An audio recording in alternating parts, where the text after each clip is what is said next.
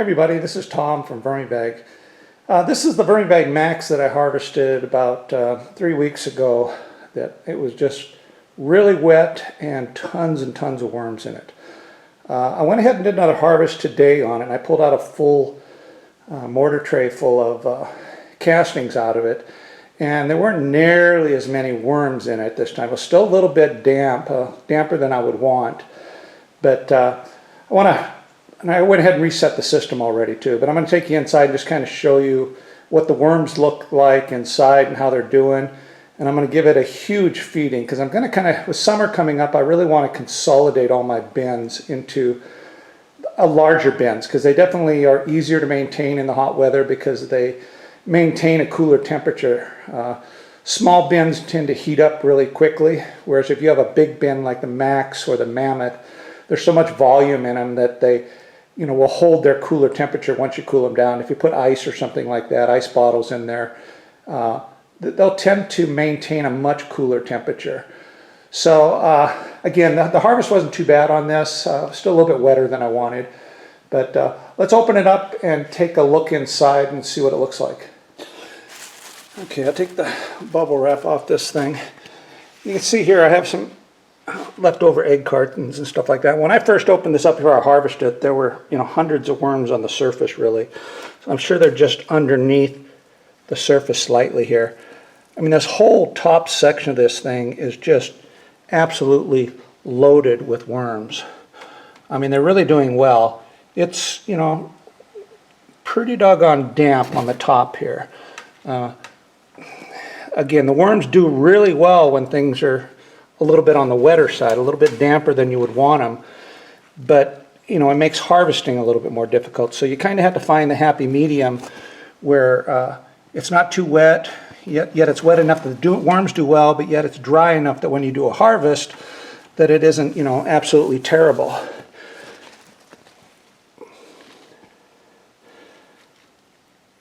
So you can see that the worms are really mixed throughout this whole thing really well.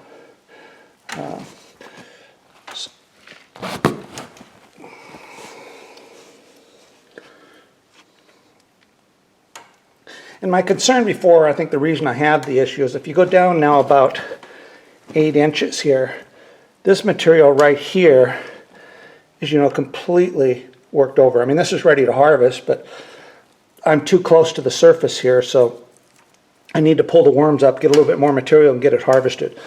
I think definitely a secret or a tip to keep make the harvest easier on these systems is to harvest on a regular basis. If you let that material get too compacted, let it go, 6-7 months before you do the first harvest, or 2 or 3 months in between harvests, I think you're going to have issues with the material compacting, and then once it compacts and becomes really fine, it holds a ton of moisture. And that's where I think a lot of the issues come from. So I have a huge bag of material I'm going to feed this thing, but I need to let it thaw out a little bit first. So what I'm going to do is just stick in a piece of bubble wrap there.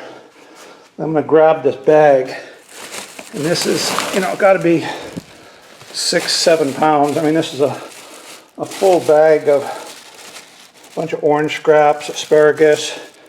But I mean, this thing is, you can see with my hand there, it's got to be 6 pounds probably at least.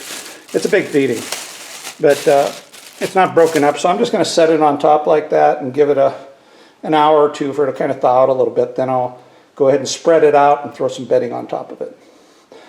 So one other thing I'm going to do, so I'm going to do a quick little update, just show you the condition of the VermiBag trash bag. I mean, they've been doing just fabulous in here. So I'll still pull the light over here and we'll take a quick peek in there. It's ready for another harvest, but I'm not sure if I'll do it again today or not. So let me set everything up. Let's unzip this trash bag and see what it looks like. I mean, underneath the bubble wrap, I can definitely see a lot of movement. So you can see how these worms just hang out on the surface of this thing, and you can see how well worked over this material is. Of course, there's still chunks of cardboard here and there, and I did give them some food the other day. Left over something there. Not sure what it is, but there's a little bit of food in here too. But these African night crawlers definitely like high carbon sources.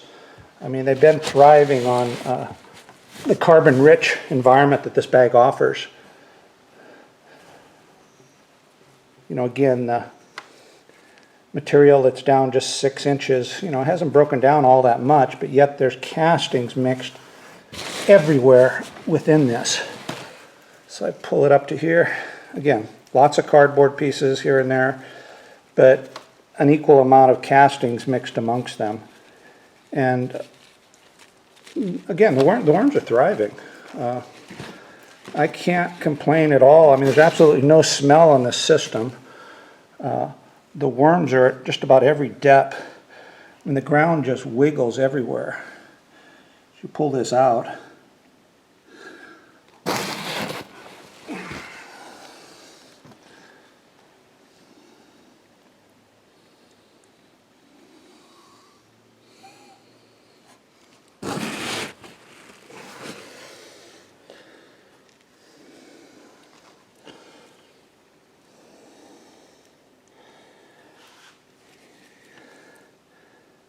I mean, there's thousands of worms in this thing, and they're all large.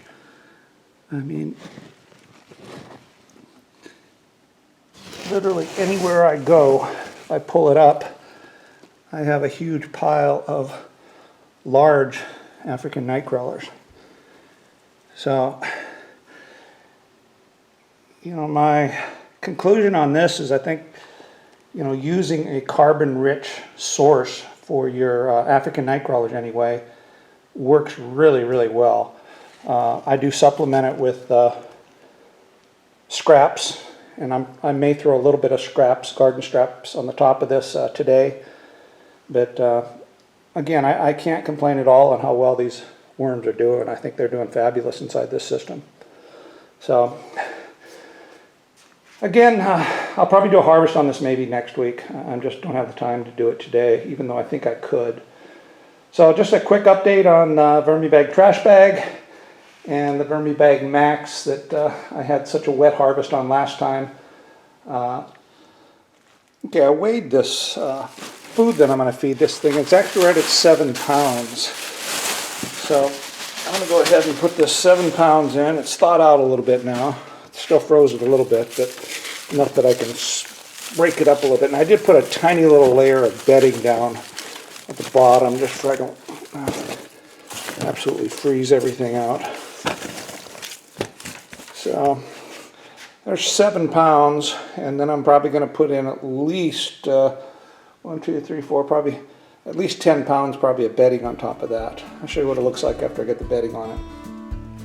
Okay, so I've ended up putting 8 pounds of bedding in. So 8 pounds of bedding, 7 pounds of scraps, so that's about 15 pounds into this system. So we'll take a look at it next week and see how they do on it. This is Tom from VermiBag. Till next week.